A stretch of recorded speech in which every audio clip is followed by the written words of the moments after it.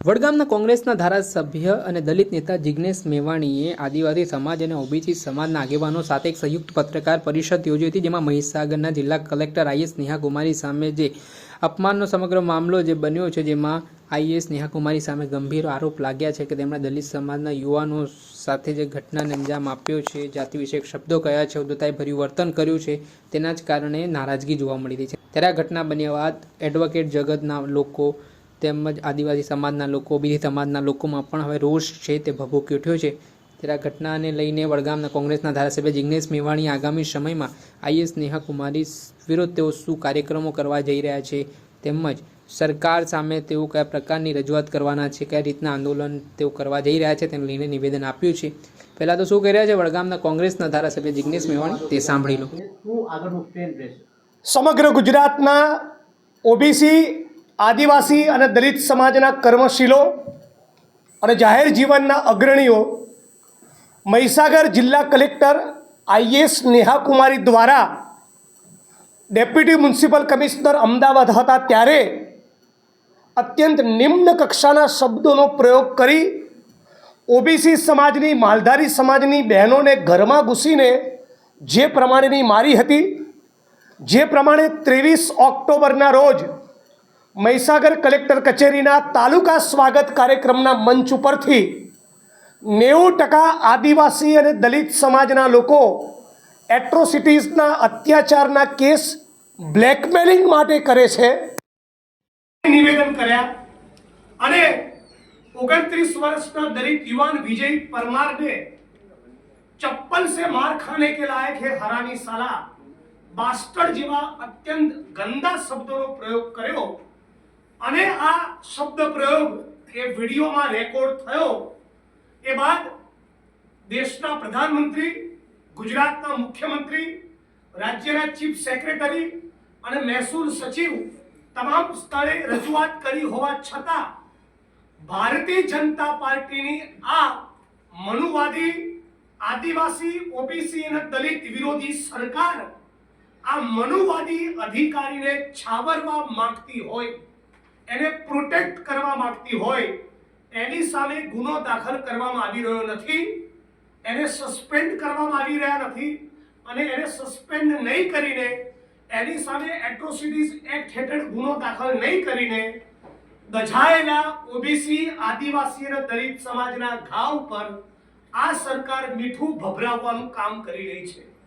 આના કારણે સમગ્ર ગુજરાતના દલિત, ઓબીસી, આદિવાસી સમાજમાં ભયંકર આક્રોશ અને રોષ છે અને એના કારણે આજે ઓબીસી, આદિવાસી અને દલિત સમાજે એક મંચ ઉપર આવી રાજકીય અને બિન રાજકીય બંને રીતે એક ઉગ્ર આંદોલનની જાહેરાત કરી છે અને એ આંદોલનના ભાગરૂપે 22 તારીખે શુક્રવારના દિવસે સવારે 11 થી બપોરના 2 દરમિયાન સમગ્ર ગુજરાતના 250 થી વધારે તાલુકામાં અને રાજ્યના દરેક શહેરમાં 0 નંબરથી આ આઈએસ નેહા કુમારીની સામે ગુનો દાખલ કરવાની માંગણી સાથે પોલીસ ફરિયાદો કરવામાં આવશે। સમગ્ર ગુજરાતના ઓબીસી, આદિવાસી અને દલિત સમાજ દ્વારા 22 તારીખ શુક્રવારે 11 થી 2 દરમિયાન આઈએસ નેહા કુમારીની સામે એફઆઈઆર લોન્ચ કરી એની ધરપકડ કરવામાં આવે એ માટેની લેખિત ફરિયાદો આપવામાં આવશે, મામલતદારને આવેદનપત્ર આપવામાં આવશે અને ત્યારબાદ સમગ્ર ગુજરાતના દરેકે દરેક જિલ્લાના દરેકે દરેક તાલુકામાં અને શહેરના દરેક મોહલ્લામાં 6 ડિસેમ્બર ડોક્ટર બાબા સાહેબ આંબેડકરના નિર્માણ દિવસ નિમિત્તે નેહા કુમારીને સસ્પેન્ડ કરો, એટ્રોસિટી એક્ટ હેઠળ એની સામે ગુનો દાખલ કરી ધરપકડ કરી અને જેલમાં નાખો, આવી માંગણી સામે સમગ્ર ગુજરાતનો આદિવાસી, ઓબીસી અને દલિત સમાજ લડવાનો છે। આપ સૌ મીડિયાના માધ્યમથી રાજ્યની સરકારને અમે બધા જ ગુજરાતના 75% જનતાના પ્રતિનિધિઓ એ સવાલ પૂછવા માંગીએ છીએ કે આઈએસ નેહા કુમારી દુબેના આ જાતિવાદી સ્ટેટમેન્ટથી તમે સહમત છો? શા માટે તમે આ જાતિવાદી અધિકારીને પ્રોટેક્ટ કરી રહ્યા છો? શા માટે તમે હજી એની સામે ગુનો દાખલ કરતા નથી? એટલે આ માંગણીને લઈને 6 ડિસેમ્બરના રોજ અમે બહુ જ પ્રચંડ તાકાત સાથે મહીસાગર અને સમગ્ર ગુજરાતના 33 જિલ્લામાં પ્રોટેસ્ટનું આયોજન કરવાના છીએ અને આ પ્રોટેસ્ટમાં તમામ રાજકીય પક્ષના લોકોને પણ આમંત્રણ આપવાના છીએ, પણ ખાસ કરીને વિપક્ષના 12 સાંસદો અને ધારાસભ્યો આ પ્રોટેસ્ટમાં ગુજરાત અને ગુજરાત બહારથી જોડાશે અને સમગ્ર દેશની જનતા સમક્ષ ભારતીય જનતા પાર્ટી કઈ રીતે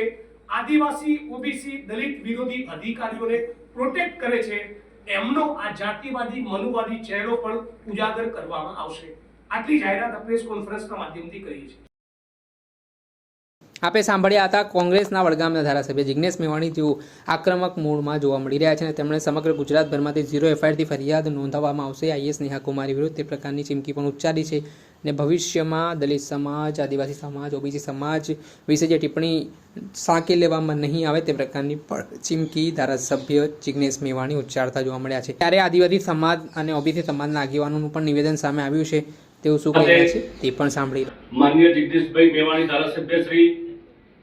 અને ઓબીસી સમાજના આગેવાન લાલજીભાઈ દેસાઈની ઉપસ્થિતિમાં અને દલિત, આદિવાસી અને ઓબીસી સમાજના ક્રાંતિવીર યુવાન આગેવાનોએ જે નેહા કુમારીના મુદ્દે આજે અમે ઉપસ્થિત રહ્યા છે, ત્યારે નેહા કુમારી દુબે આદિવાસી સમાજની વાત હોય, દલિત સમાજની વાત હોય, ઓબીસી માલધારી સમાજની વાત હોય, જે વાણી અને વર્તન કર્યું છે એના મુદ્દે અમે આવનારા સમયમાં જળબેસલાક કાર્યક્રમમાં આપવાના છે.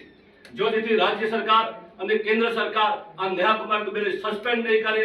ત્યાં સુધી અમે આવનારા સમયમાં બિરસા મુંડાના માર્ગે ચાલી અને આવનારા સમયમાં અમે અહિંસક આંદોલન કરવાના છે. અને જો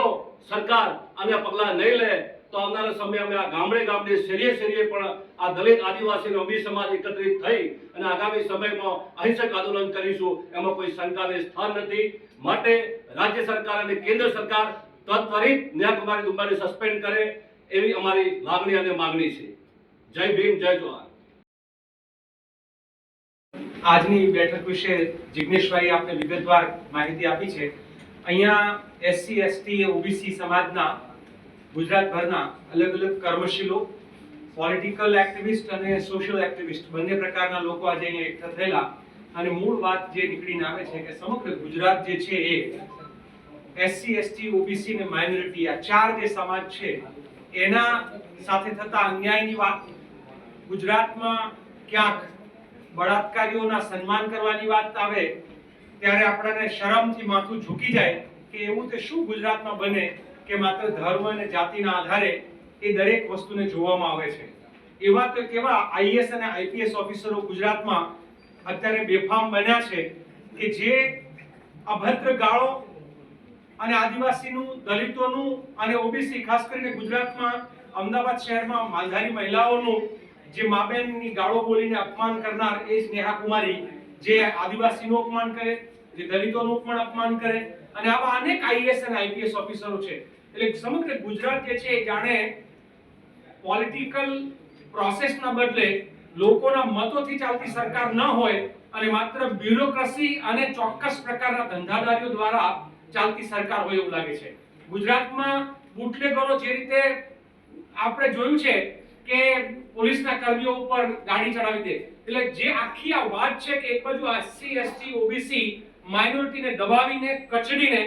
ગુજરાતની અંદર એ સરકારી બાબુઓનું અને ચોક્કસ પ્રકારના ધંધાદારીઓનું જો રાજ ચાલે છે આ એની સામે લઈ નેહા કુમારી એક ઉદાહરણ છે.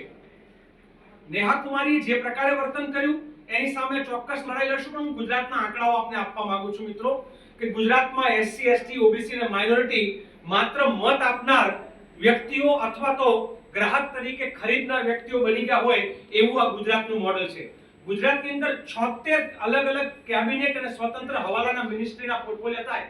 આ 76 પોર્ટફોલિયોમાંથી માત્ર 13% પોર્ટફોલિયો એ પણ બજેટમાં ખાસ ના હોય એવા એ SC, ST ને OBC ને આપ્યા છે અને બાકીના બધા નોન SC, ST ને OBC પાસે આ પોર્ટફોલિયો રાખવામાં આવે છે. એટલે સમગ્ર ગુજરાત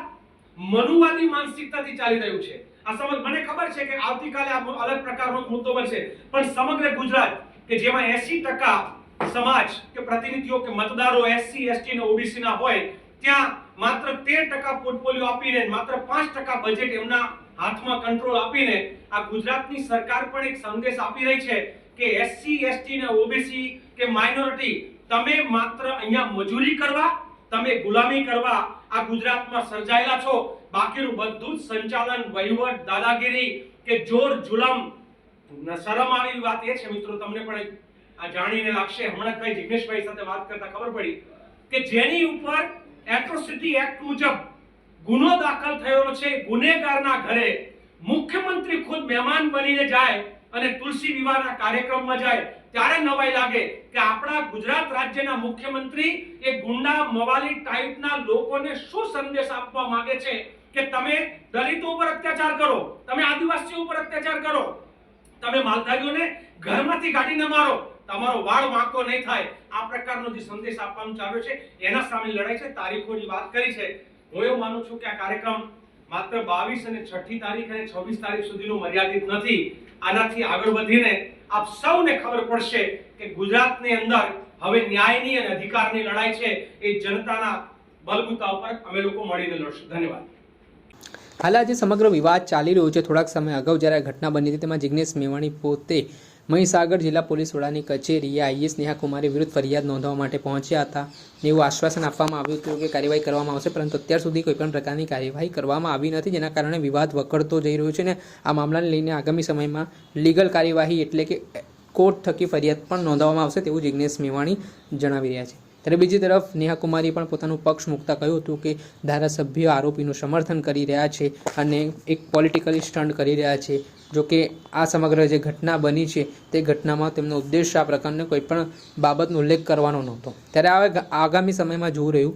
કે આઈએસ નેહા કુમારીની મુશ્કેલીમાં વધારો થાય તે પ્રકારના સમાચારો હાલના તબક્કે દેખાઈ રહ્યા છે.